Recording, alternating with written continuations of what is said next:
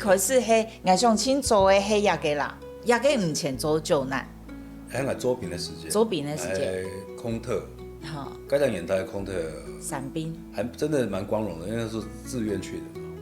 你做嘛会自愿去做伞兵啊？因为伞兵的钱比较多啊，也是看在钱的份上。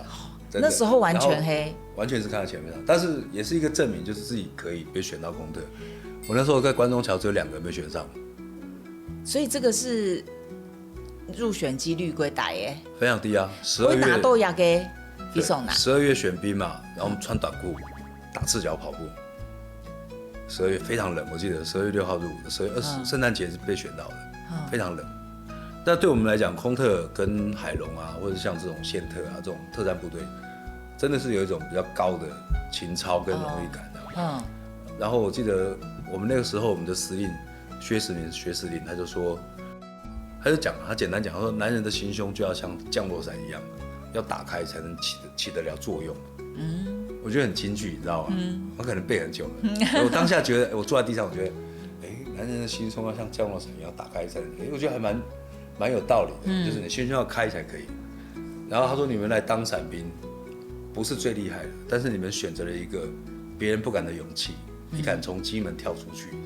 那如果你能够有这份勇气的话，你在社会上做很多事情，你也会有更大的勇气。所以我记得这2句话对我影响很大。你迄做亚个伞兵过后，咱开始救难的。救灾。给救灾很用的开始。应该是说我当兵前就喜欢，就是透过无线电嘛，然后在地方上面做一些这种守望相助的事情好了，可以这样讲嘛。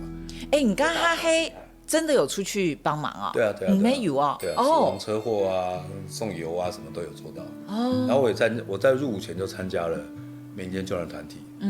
那种救灾就是我从当兵前就在做了，然后退伍之后就延续嘛，就跟我的朋友带我玩吉普车，然后那时候我们就从吉普车这个年代，那个年代也是就是互相帮忙，出去翻车啊、吊掐啊，开始救车救人，衍生到变成一个吉普车的救援协会。对，30年前吧。